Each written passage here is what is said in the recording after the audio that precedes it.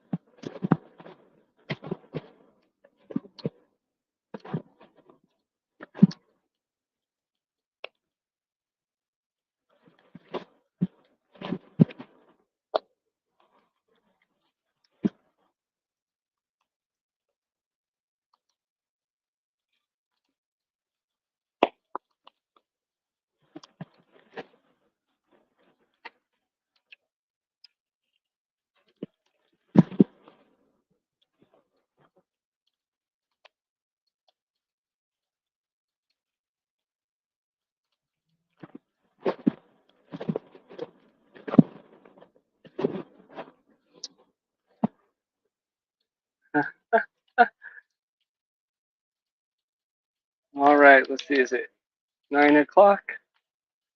Almost.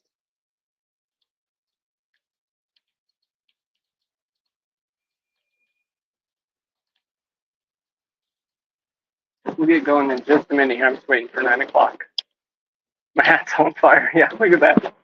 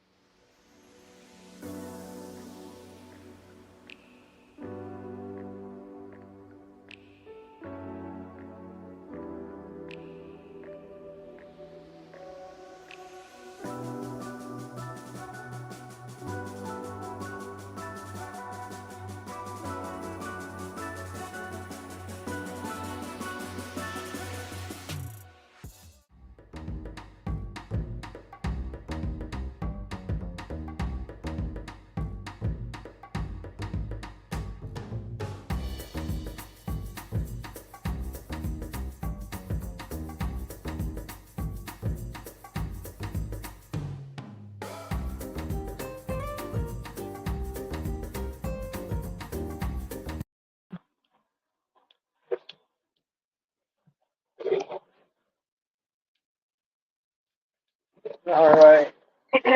Yeah, it's hot. It's been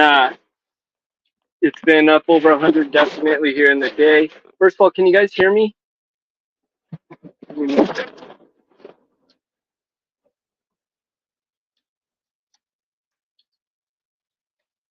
I'm on my camera here. I don't have a mic out here. Hopefully y'all can hear me. Okay. 5x5, awesome. Hey Bob, hey Mr. Landfill, and PJ, everyone in here, welcome. And then for anyone that watches the replay later, so Um, my name's Matt here at Grafton Branch Homestead, and this is Urban Homestead Chat with Matt on Saturday evenings out here from the greenhouse. 55 in Michigan. Yee, let's see, so if you type in weather and the zip code, I believe it should give the weather. Let's see. And you guys can do that too. There we go. All right, 88 right now. Yeah, it's kind of hot. And so how is everyone doing? I hope you guys are okay. The fire is just for ambiance. It is hot. Um, there's a lot going on. So I'm kind of late this tonight. We have a busy day, a lot going on in today, and some plans changed. So a little bit late, but I do appreciate you guys being here, or for anyone who watches later. And so I got a couple things we're going to go over tonight, but first of all, some of the going-ons to catch up, because I was absent last week. Okay. And we did have a comment. I don't know if Brooke's still in here, but she had left me a comment on tonight, some of what we're going to talk about tonight. Brooke, I don't know if you're still in here, but I wasn't able to get that. And so some of the stuff that's been going on, we had a lot of school things. My kids are still have some summer stuff. My older one with some internships and then starting a job. And of course, he's been driving, so that's been nerve-wracking. We've been going around doing all of that. Summer things, so hikes and campfires also, because we're getting ready to go on a camping trip here at the Grand Canyon coming up soon. A lot of different homesteading things going on. We got the corn planted and it's all popped up and coming out. We've harvested some of our first things, which is awesome. Got a lot of automation going, and some of that we'll talk about tonight. I'm not sure. It sounds like fireworks. Yeah, I don't know if you guys can hear that. I've done some with keeping the livestock cool this last few weeks because it's been so hot, and I'll talk about that a little bit. And then my oregano oil, which is 1 week away from being done. I've also started some pemmican. So a whole lot going on here. What do you guys have going on? What's new with any of you all? Hey, Verna. We just started tonight. Kind of a little bit different. Probably not quite as long. Coming from a busy day here. Started pemmican. Like I said, we're going to be going on some trips here, and we want to do a lot of camping this summer. One of the ones coming up is the Grand Canyon, and so with that, I decided I wanted to make a survival food that can last for a long time on the shelf, and or in your pouch or whatever, and can be made into a soup, something that they used to use way back when. And so I have a video coming out when I'm finished with that, but making pemmicans, we've been doing that. Those corn plants have been really popping up and taking off. And then with keeping livestock cool, so we've been adding water trays, and part of my biosecurity has actually provided some coolness for my animals. So we got that going on. Hey, Brooke's here. Okay. Brooke, I did not get your email. And Nikki, welcome. Good to see y'all. Newer car. I must have missed something. Newer car. The old one was trying to die. So you got a new car, Mr. Landfill? And then Bob says, got your concrete post poured for your ground mounts. Awesome. That's for your solar system going in there. That is exciting. I've been doing stuff with our little solar system. Actually, I'm not sure how long our lights will last in here. I had run the battery all the way down on the little solar system in here. And so I just have one of my work lights on right now. We'll see how long it lasts. And my computer. That made me think of that. And so that's cool there, Bob. PJ's planted 3 more apple trees. Their orchard is going with carefree, nectarine tree, moved compost out of the barnyard, and dumped seed on for all. How cool. First thing, yeah, PJ's been busy. You have, wow. So that is awesome. I love my compost piles are really taking off this year. We bought a little bit of topsoil, but hardly any. I was able to move one of those compost beds filled my whole corn bed. So this whole 6-foot by 10-foot corn bed out here, and another one, so that really helped. Hey, CB. Hey, Heidi. Oh, man. After seeing your garden this morning, mine's kind of embarrassing. Yours looks so good. That's awesome. What's new in your world? You got goats there. Nikki got goats at short picking 2 Nigerian dwarfs. I am so jealous. Yeah, I want to get some of those going. We really want to do that soon. You sent it a few hours ago. Well, hopefully it went to the right email address. I'll look again, but I did look. I really scoured. graftedbranchhomestead@gmail.com. Let's see, and then Bob drained 1,100 gallons of rainwater tank in anticipation of rain. Disappointed. Yeah, we didn't get it here. We were waiting to. Supposedly monsoon season starts in a week. This year it definitely feels like the heat is a little bit earlier. I don't know if that's me or not, but it feels like it hit earlier. Monsoon seasons have been a little off, and then I can be absolutely crazy, and this may be off the wall. But I've been noticing it seems like the sun pattern of where it's hitting in my yard this year is off by about a foot or two. I don't know. It just seems interesting. But Nikki, don't tell Aaron. What's that? Right after you spent $800 on brakes. Oh man, this one I felt ball joints are wearing out. That's what happened on my car. I blew out one of my ball joints and then a whole bunch of other things. That's a bummer. I hope you got something cool. I will, yeah. You can resend it. You can also give I mean it's just I guess make sure it's spelled right. I don't know. Thank you, but so I'll go on to a little bit of what I'm going to talk about tonight, and then we'll go through it, and that's some of what me and Brooke were talking about there a little bit. Let's see. Early in the morning, you're headed out to pick up a new pygmy goat, PJ says. Man, I'm jealous, guys. I want a dwarf goat. I want it for the milk and for the to make feta. But anyway, so tonight you may have noticed from my thumbnail there, I have two things I really want to go over. And these two things are not really to necessarily teach you anything or a certain way to do things. Really, with both of them, I just hope to inspire some thought in your head, maybe looking at things a little bit differently or to help you out in some way. And that is, I want to talk about biosecurity and homestead biosecurity. And then I'm also going to discuss leaving the homestead. How long can your homestead survive without you or without your direct input? So we're going to go over that a little bit. I'm going to check some water I have on here and make some tea if it's ready.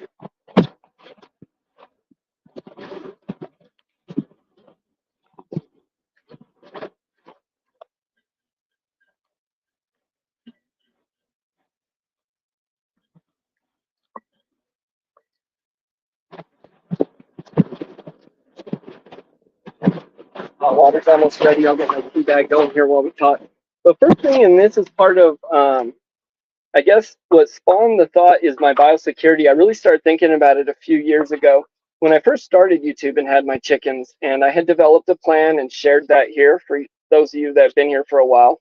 And I've gotten pretty far on it. And I'm going to talk about why and all that. First of all, I got my little tea bag. I'm going to go with some more. I don't know how well you can see that. It's the Harmony blend. Thank you, Verna, for posting that. Your homestead barely survives with your input. Yeah, mine a lot of times too, but I'm trying to get a little bit better on it. And we'll get into that. That's part of the bunk chat a little bit, but uh-oh. My computer is trying to do something. But being here in New Mexico as well, with all the new outbreaks of our featherly flu and all the different things that are going around, biosecurity is important for certain reasons. I don't live in fear, and I don't approach anything that way, but it is important for various reasons that I'll go into here.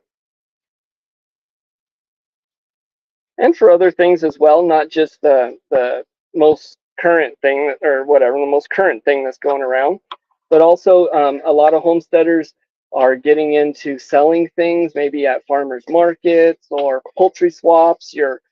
If you're not selling, you're visiting poultry swaps, farmers markets, and things like that. And so all of that, if you are having animals and you have your own little homestead going, all of that is going to affect the biosecurity of your homestead and what you're doing. A little cup here, and I'm going to go grab my hot water. I lost my little snail. He must have fallen out somewhere. It's okay.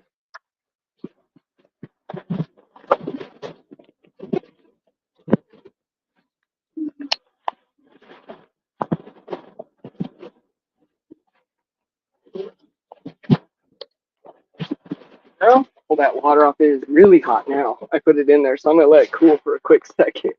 Also been prepping for your daughter's baby shower next weekend. How cool. Need to get prepped for when she goes to deliver next month. Yes, we prepare for all kinds of things in life. Well, a lot of people are preppers whether they know it or not, but next month, that is so cool. Well, congratulations. How exciting. How exciting. Babies in new life are definitely amazing. Okay, so let me get into biosecurity a little bit. So what is it and why should it be important to me? So the definition of biosecurity is biosecurity refers to measures amid preventing and the introduction and or spread of harmful organisms, viruses, bacteria, plants, animals, etc. Intentionally or unintentionally outside of their native range and or within new environments. So you're introducing or you're putting out new bacterias or viruses or things like that. So your biosecurity is going to be the measures aimed at preventing that. Homestead biosecurity involves keeping your animals disease-free while also maintaining clean facilities, ensuring your own homestead's health, and also it goes a long way in protecting that of your neighbors as well if they have homesteads or things going on. Hey Ed, good to see you. Welcome. So current biosecurity threats right now, like I had mentioned, are featherly flu or different things like that that are going on. And then certainly with cleanliness issues can be something that affects your biosecurity and all of that. So what this looks like for me, or what my plan was that I developed and I've been working on, is now it's going to be different for everyone. So what it looks like for me may be very different and probably will be from what it looks like for you. I'm here on an urban homestead out in the desert, and so being on an urban homestead, things are a little bit more confined or together. So my biosecurity measures in that way are easier to tighten up and to take control over. Some ways are a little bit harder too, though, because if you do have an outbreak or something like that, either it be in the plants or the animals, you may have less room to separate that, to divide it up. So what it looks like to me may be different than what it looks like to you. And we'll go through both here. Hey, Renegade, good to see you. You must be busy. I'm glad you made it. All right. I got my hot water here for my tea.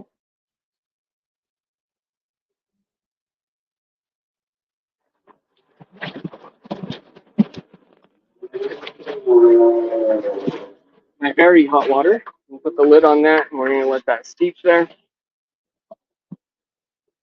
Matt, do you have to go on scorpion hunting tonight? I don't know. So they are a little bit around here, but I'm in a urban still area in the desert. They don't come right where we're at, where our house is.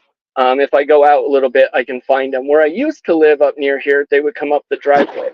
But no, I don't have to find them out here very much. Mostly what I have out here with the urban homestead right now, at least, is the roaches, the squash bugs, pill bugs, things like that. Okay, let's see. So what I do, and so some of the different things I've done for my biosecurity measures here is one of the things I'm looking at is the wild birds. They can transmit things quite often. They land on stuff, they're droppings. And so if they're in and around my chickens and my plants and stuff like that, that's going to be a biosecurity issue. And so one way I've attacked that is also the same way I've attacked my problem with having birds as a pest pulling out my plants and seeds, is by doing bird netting. I put up bird netting over all of, and chicken wire over all of my chicken area. The quail shack's covered, so all of that's covered and has bird netting. We've been struggling with the birds getting in there still, so I've been working on that as my biosecurity plan to keep them from being in there. We also don't want the birds landing and defecating down through it, and so I've added shade cloth. I've done tarps in the past, but those just tear all apart with the wind. So this year what I've used is the shade cloths that go over plants, like the 40% or things like that. It allows the wind to go through, and that's worked much better. But I put those up as well. That's to keep the birds from their stuff from falling through, to help prevent it. And then also on the chicken wire, I bent out parts of it. so the birds don't land on that. Anyhow, that's part of the biosecurity there. Some of the other measures I take that you may take as well, and this would be if I had someone over that has animals of their own and aren't from here. Sometimes I use these for other reasons too. We don't have people here very often, but not really at all. But so these are some footies, and these just go over the boots. And this is in case you pick up anything from the droppings on the animals here. You can throw that away, so you're not transmitting that out. We also, what I do mostly is I have designated shoes or designated boots for my yard for out here that don't go inside and don't go other places. This is also going to be important if you're going to those farmers markets or poultry swaps or things like that, because your shoes can pick up stuff that other people may have brought in at those places, and then you're now introducing that to your homestead. So you would want to, if you have designated shoes, of course you're switching them, or that's a good time to clean your shoes. So I do a couple of those different things. Let's see. Also, part of my biosecurity measures are just cleaning really well. I don't want things to get bad ever, and so I'm certainly cleaning out their coops. I use a deep litter compost method in aviaries, so that's a different thing. But let's see. Let me check a couple comments. Chickens can be destructive. They can, yeah. You have those booties. They work too, and you have them as well, Nikki. Yeah, they work really well. I can pull them and throw them off. If you have to go in, they also keep your shoes from getting muddy and things like that. All right, let's see.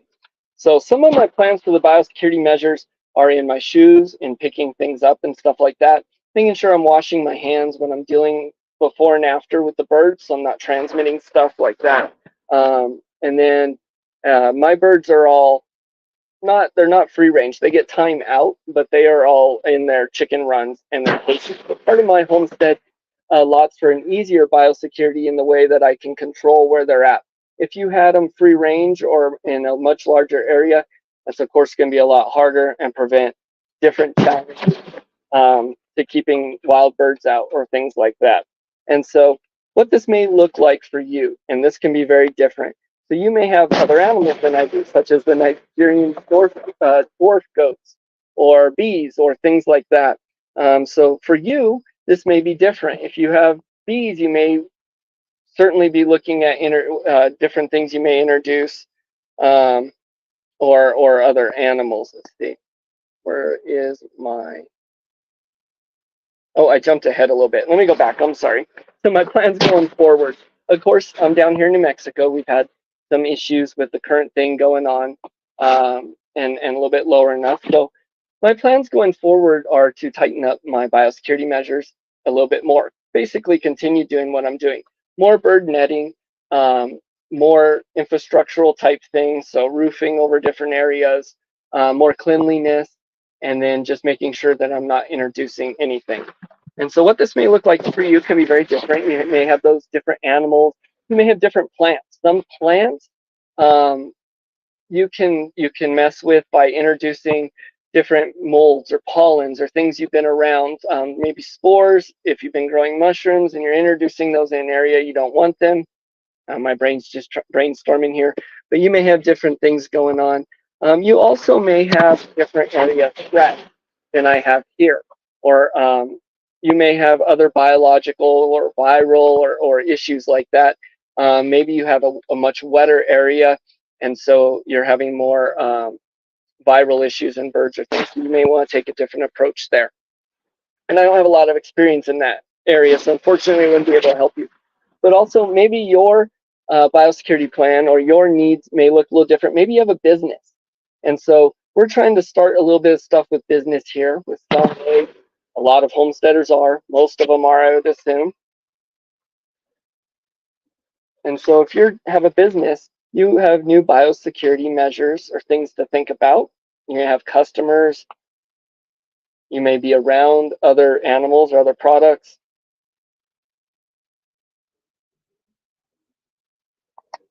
So that might look a little bit different for you. So healthy homestead and other benefits that come along with my biosecurity plan or with one and measures as well. So other benefits you're going to get by approaching a biosecurity plan. certainly is you're going to have a cleaner homestead if you're doing it right, or coops and things like that. Part of biosecurity is cleaning it out, so that's going to lend to a healthier livestock and a healthier homestead. Like I had said, with putting up netting and things like that and approaching infrastructure, some of the other benefits are I'm getting shade structure or different shade benefits for my animals out of that. I'm also controlling a little bit more of where they're at, when and where, and so a little bit more focus on the animals. So there's some benefits there. So why should I have a biosecurity plan or measures, and why should it be important to me or you? So number one, or first of all, is to protect your homestead, to protect your family and those that are your customers and those that benefit off of your homestead. So that's one of your duties and responsibilities, I believe, if you're selling eggs, giving eggs, feeding eggs to people or other animal products or things like that, your plants. You're having a lot of those droppings maybe on your plants. So I think it's your responsibility to have some biosecurity measures and a plan to protect those. Also, having a biosecurity plan and some measures gives the government less reasons to look at me. Or if they do happen to look for some reason because things are going on in the area, there's less reasons there for them to look at me. It also, having biosecurity plan and measures is going to help those around you. Like I'd mentioned, it's going to benefit your neighbors. Maybe they have plants, homesteads, or things they're doing as well. But that's going to help them not get sick or from things that may be transmitted. So what measures do you guys take? I'm curious. Maybe drop a few things in comments if you would like, or if you're watching in replay, drop them in the comments there. Some of the measures you take that are different than what I said. TJ, I might doze off, but listening to your sleep, that's okay. It's late. I understand. Thank you, though. So maybe there's some different things you do or ideas you have. Feel free to drop those now or in comments later. I am curious. This tea is really good, by the way. This is my Harmony blend. And we've been harvesting a lot of herbs lately. Lavender, yarrow, peppermint, some different ones. So this is my Harmony blend. These are our new little tins that some of our sample packs will be coming in. And as we harvest and dry them more, our shop will be going into business again here with new pricing, new packaging, and products. You quarantine new animals. I am so glad you said that because I missed a whole thing I wanted to kind of talk about. This is so good. Yes, PJ. So quarantine those animals. My biosecurity plan is that I didn't expect either was the infrastructure. So making sure that you have extra cages, extra chicken runs or areas, houses, so where places you can put a sick bird. So this is something I ran into, that I had to use dog crates or kind of improvise, and just now I'm getting to where I have that infrastructure. But part of your biosecurity plan should include sick bays, if you will, maybe, or areas where you can quarantine or get animals away. So if you're maybe just thinking about or just starting your homestead, you're not quite as far as I am or haven't thought about it yet, think about having those extra infrastructure, those extra chicken coops or houses or cages or whatever it may be, animal pens, where you can quarantine animals as well. That's part of what's a little more challenging or hard being on the urban homestead, that I have less room. So that's a little more difficult for me. If you have more room or barns, that might be an area that's a little easier for you. But yeah, definitely having those areas. Thanks, Brooke. I'm glad. I really enjoy it. I do. And we got some new things coming out. We'll probably start releasing teas again. August or September.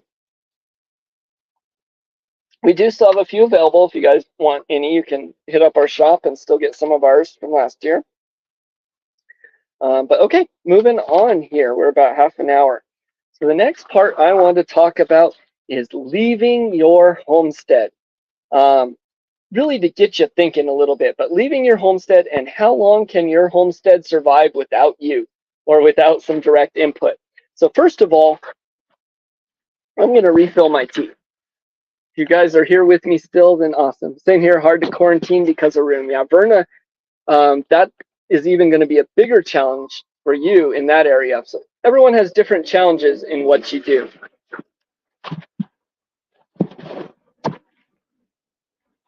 Well, Verna, your quarantine process may look a little bit more like a culling process, and sometimes that's the answer. Sometimes putting an animal down. Maybe you gotta burn an animal, something like that, or plant for your biosecurity. I know I don't want potato tops going in my compost, so those get burned. Tomato tops. But first of all, why would you leave your homestead, right? I mean, that's a question. No matter how big or how small your operation is, no matter what you've got going on, no matter what I or you have worked to create something that you've worked to create something in your life. And if you're doing that and you're like me, you probably no longer really feel that big urge or need to escape it and to get away, at least as much as maybe I did before. Um, However, the time will come when you'll need to. So why would you leave your little slice of awesomeness that you've created or your homestead? Um, and so let's see. So a couple reasons you may be leaving, and I'll go into that. Sorry, I'm looking down a lot. I have some notes. But first of all, you're going to have to look at what are you leaving? What does your homestead include? And so this is going to be different for everyone, no matter how big or small your operation is. That is why I'm always careful of what I bring in. Yep, biosecurity. Always be careful. QuailCon is a reason. I was going to mention that. That's funny you said that. I was going to throw that in there. Well, I think when you're going to a homesteading thing or QuailCon or like-minded people, that's not really like it's leaving my slice of heaven. Although I worry about this, but I'm going on to what I love still. But QuailCon, yes, that is a good reason. So you got to look at what you're leaving. What does your homestead include? What plants you have? What animals you have? This is also most homesteaders. If you're a homesteader, you probably most likely, I can guarantee you have projects going on. And so maybe that's incubations, new starts, new babies, maybe things like a sourdough starter. A lot of homesteaders have a lot of things that are ongoing projects. And so with leaving your homestead, these are things to think about as well. So first of all, a few reasons you may leave your homestead. Leave your homestead, starting with kind of the shortest or the simplest, most common. You'd quarantine the new animals right away. Yeah, great idea and good tip and advice there. So when you get new animals in, don't introduce them right into your flock right away if you're bringing, or your homestead right away if you're bringing a new animal in, because you don't know what the biosecurity or what was going on where they came from 100%. So quarantine them first. Good tip. Excellent. That's why these lives are awesome, because I get just as much from you guys. I guarantee you I get more from you guys than you get from me. But so first reason I leave, and this is something I do every day, I have to until I no longer have to, but it's for work. And so I have to leave for work every day. So I got to ask myself, the prepper side of me, the bunker chat side, is the prepper side of me, to back up a little bit, I look at everything. How long can you survive without water, without food? How much supply do I have of this? How long could we go doing this or that? And so that just translates down onto my homestead as well. So work, I leave every day for work. And so can my homestead survive? What things have I implemented so my homestead can survive me going to work? And so that's pretty simple. I water in the mornings. Sometimes I water in the evenings. I have my automation that goes on and off. I feed the animals and check them before I go to work. Can it survive while I'm at work? Yes, it can. And it can survive for that day. Can it survive overnight? Maybe this is trips to grandma's, or you're going somewhere, you're going to be out over the night. Can your homestead survive that? So do your pets, your personal animals, have enough food and water so that they can survive that overnight? Do your chickens, your goats, whatever, or do they need that direct input?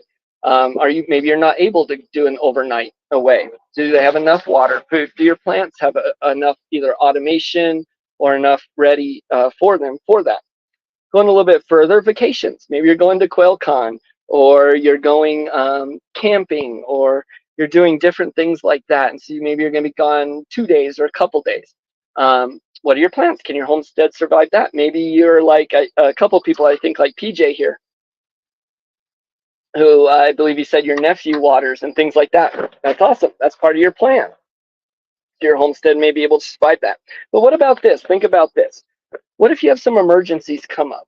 What if there's a tornado or a hurricane or a fire or something that drives you? You must leave your homestead, and your help must leave the homestead as well. So no people or direct input is going to be on it. Unless your plan is to bug out or to take all your animals and plants and your whole homestead with you, how long can it survive? Have you thought about that? If you had to leave for an emergency, is there enough automation, whether it be manual or electrical or some different ways I'll go into in a minute, but can it survive that? Do your personal pets have enough food? Do your livestock have enough food? Maybe going a little bit further, and this is something that God forbid doesn't happen to you, but it does happen to people. And what got me thinking was I saw a little video where a guy was grabbed and taken, and he just kept screaming. I think it was a movie, but kept screaming, his dog, no one knows his dog's there, to feed his dog. And so what if you're falsely accused? What if you're grabbed? What if the filthy government decides to put their hands on you and grab you for something? And they decide to put you into a 3-day hold or something like that. Now, that's pretty extreme, I know, and that you think that's never going to happen. But what if something does happen? And I use that as an extreme example, but what if something extremely unexpected happens that maybe you haven't thought of? Can your homestead survive, and for how long?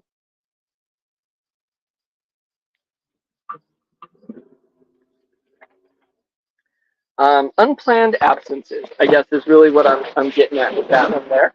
And so a lot of things happen in life. Life can be very uncertain.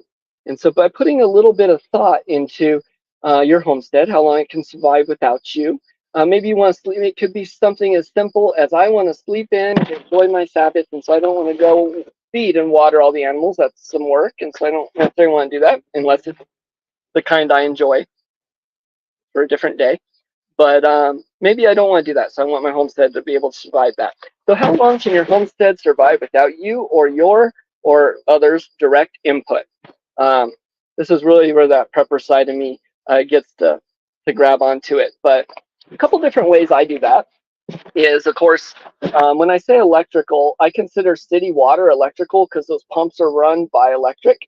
So as long as we have power, city power, and I have city water, I have a system set up using, I didn't bring it out here, but using just the simple little timers that you get from the hardware store, and you attach your hoses to them. And I've run that into all my drip systems. I actually have 1, 2, 3, 4, 5 outlets that come off of there now. And so those come on the timer, and as long as they have batteries and those electric water pumps are running, those are going to come on, and that's going to feed the drip systems.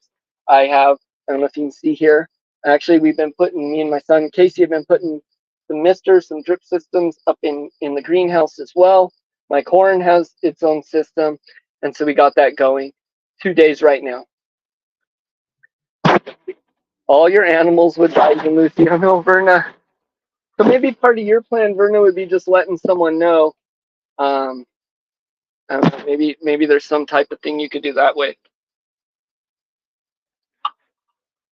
But something to think about, and your plan very well may, or what your conclusion very well may be, my homestead needs my direct input. It needs my help, and that's fine. That's not an issue. I'm not trying to say everyone needs a homestead that can operate without them forever. You don't necessarily even want that anyways. A lot of times I don't even run the drip systems because I like to get out, personally water, and look at my plants and do all of that. So that's not necessarily a bad thing, but just something to think about. So I have automation like that. Now, if that goes out, I have solar systems. I have solar systems that water my birds. So I got 20 gallons on each the quails and the chickens.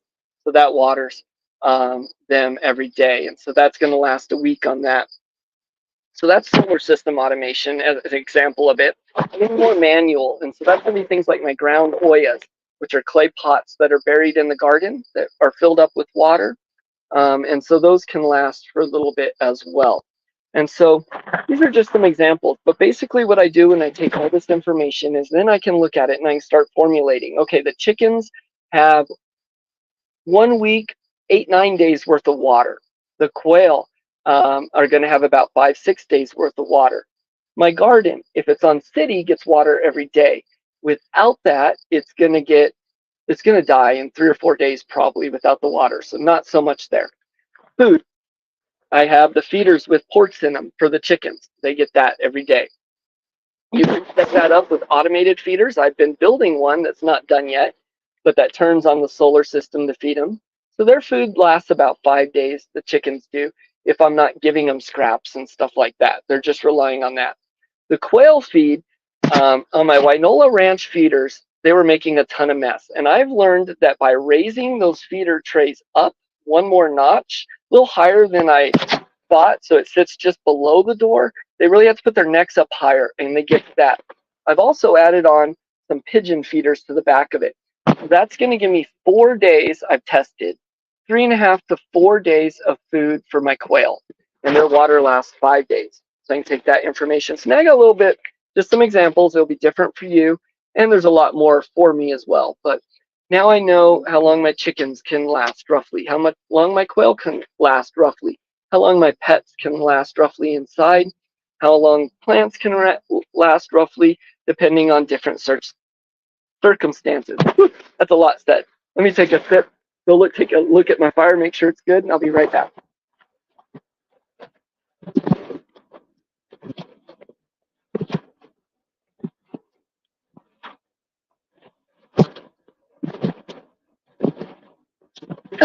All right, I'm gonna put my water back on for more tea, and then we'll get into chat. Looks like I got about 10 minutes left here.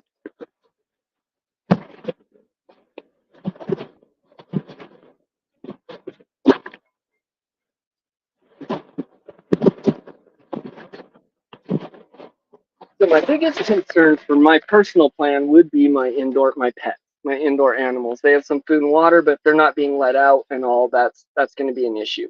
So what am I going to do with all this information? Like I said earlier, if you don't have that long, yours isn't a few days or whatnot, not such a big deal, not necessarily the end of the world. What I do with all this information is now I just have more of an idea. I can formulate an idea of how long things are going to last. If something arises, if I have to get out for emergency or an unplanned absence or a vacation or a planned absence. Really what I'm trying to do is this spark thought and get you thinking a little bit. Maybe this means adding a little bit more automation or a little bigger food things or adding a little bit of something to your plan. Maybe it's just knowing what it is. And so let's see. 2 days right now, Brooke says. Yeah. So I think most plants without being watered are going to last 2-3 days. You probably have that anyways. Livestock can last a day or two. I mean, before the bad things happen.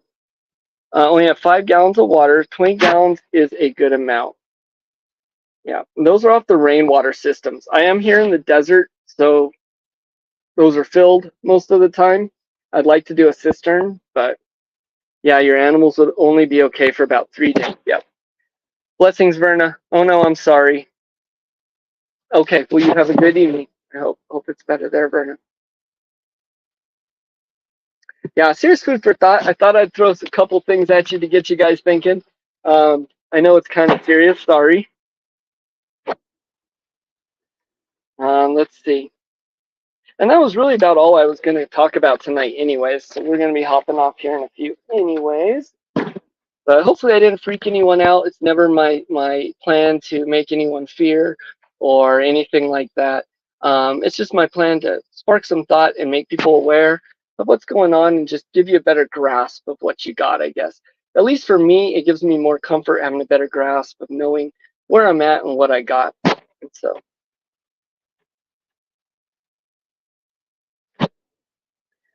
But I'm going to leave a few minutes here for comments, or questions, anything like that, and then we'll be getting off.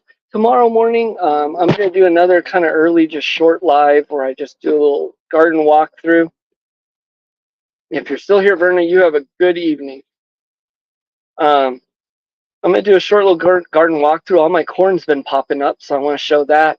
And the zucchini and squashes are doing really well. So that one's going to be probably, 8 a.m. Mountain Time, 8 a.m. my time. And so feel free to join for that. Right now for me, it is 9:42. So let's see, that will be in 10 hours and 18 minutes. So I think for you, it's probably 10 a.m., I'm guessing. I hope everyone's doing all right, though. It has been hot here, man. That heat has been extreme. I'm definitely learning why a lot of homesteaders will get up really, really early in the morning and work until 9 or 10, and then indoor projects or siestas through the midday, and then more at night. Yeah, 2 hours difference. It is late. Yeah, I sure do appreciate everyone being here. Y'all rock. And I'm always trying to build on my biosecurity plan, on automation or any measures. Nothing I just started with by any means. I like to share what I learn as I'm going along. My whole plan in starting the YouTube channel really for multiple reasons, but one of them was to show me starting out and me learning and experiencing things kind of off the bat. I don't have that experience or expertise to go and be a YouTube channel that shows people, hey, this works great. I've done this for years and years. Most of what I'm doing, I'm learning and I'm sharing with you. And a lot of times it's some food for thought for sure. Lately it's been a little bit heavier, I know. My prepper side has been coming out a little bit heavier, but it should get lighter. Oh, I do want to mention, with talking about leaving the homestead, my schedule for my live streams is going to get choppy. I had said it before, but it's going to. And part of this is for security reasons. I have camping trips and a lot of things coming up. Some of those will interfere with some of my live stream times. And I'm not going to announce when I'm gone and when things are happening always. I don't want to do that for obvious security reasons.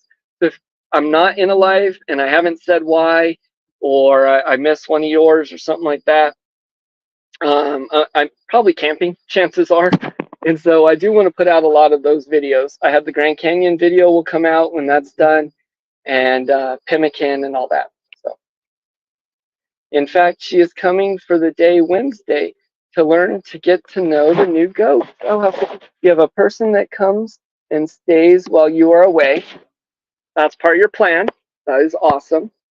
In an emergency, she is always kept up to date on things. See, there you go. So that's kind of the difference between having, like, for to use an example, from having like long-term storage food versus a garden, I guess. So you have someone that can come and help out if there's an emergency or something like that. Yeah, they'll be fun. They'll be fun. All right. Well, I'm gonna hop off here. Y'all stay safe. Do the things. Go at it with purpose, and maybe I inspired a little bit of thought there. But you guys have a good one. If I don't see you tomorrow, have a great week. We'll see you next time. Blessings, y'all.